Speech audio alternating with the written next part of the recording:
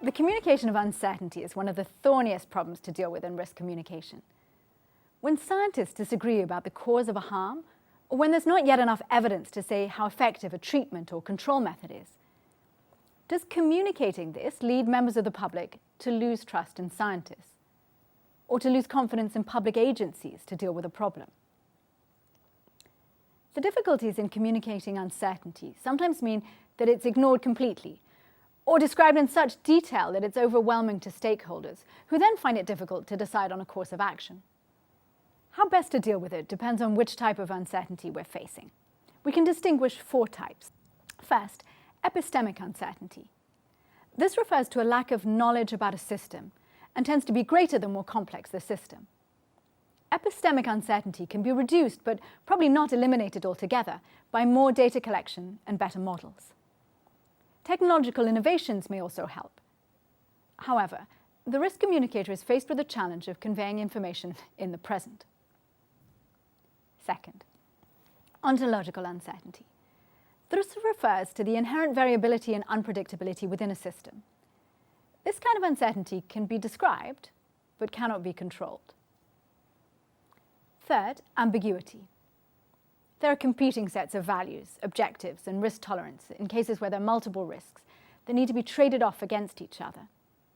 There may also be different views on what constitutes fairness or an equitable outcome. Finally, uncertainty about the effectiveness of risk management actions or policy interventions. There may be many instances where the outcomes of a decision will be shaped by the interaction between external conditions outside the control of the decision maker and the decision taken. The fields of health, environment, and technology are all complex systems. And in practice, the risk communicator may often face the challenge of developing a message from a body of scientific evidence that's inconclusive, or has different models, datasets, or types of studies, pointing to inconsistent, even sometimes contradictory results. How can a risk communicator put together a summary of this evidence, which highlights the critical points for decision makers? Standard scientific approaches to communicating uncertainty may not be very helpful when communicating with the public. For example, a scientific report summarizing evidence on cancer risks might use phrases like, "The evidence was reviewed critically and evaluated as providing limited evidence for a causal link between X and the risk of cancer Y." Scientific reports frequently use hedging phrases like "somewhat higher but still low probability of a causal relationship," or "a relationship cannot be excluded between 2 factors." While this kind of summary can be adequate and useful in a research context to signal areas in which additional research is needed, it's not particularly useful to the decision maker who needs to make a decision now, either taking an action on a precautionary basis or deferring interventions until a certain threshold of evidence has been reached. Is there a better way, then, to present and to talk about the evidence? One approach is to ignore uncertainty altogether in public communications, in the hope that this will increase public confidence in a risk decision. One study found a widespread belief among scientists that the general public weren't able to conceptualize uncertainty. Many thought that providing the public with information about uncertainty would just increase distrust in science and scientific institutions and cause confusion about the extent and impact of a particular hazard. Claiming certainty exists where it doesn't is very unlikely to be a good approach. When new evidence becomes available, or when uncertainty is revealed by an external source, the backlash can be devastating to public trust in an organization, undermining effective risk communication not just on that issue, but also in the future. Experts working in this area have therefore gone on to develop frameworks to help non-specialists assess the quality of scientific evidence on an issue. One example is this GRADE framework.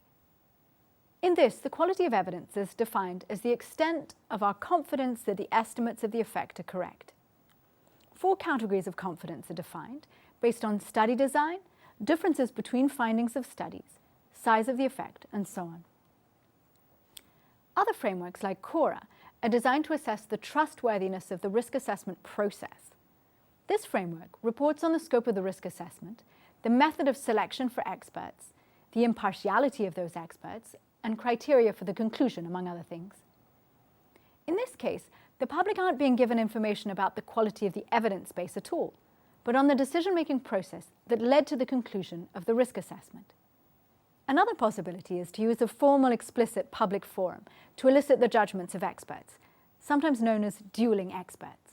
So when it comes to communicating uncertainty or inconclusive evidence, we can sum up with a few guidelines. Clarify the nature and the extent of the disagreement between scientists. The media tends to focus on disagreements, making it more difficult for the audience to appreciate the issues on which there's consensus. Ensure that uncertainty in science isn't mistaken for the incompetence of scientists. Risk communication should help people understand the strength of the evidence. A hierarchy or a map showing the types and numbers of studies and key findings can help to convey this concisely. And finally, be honest.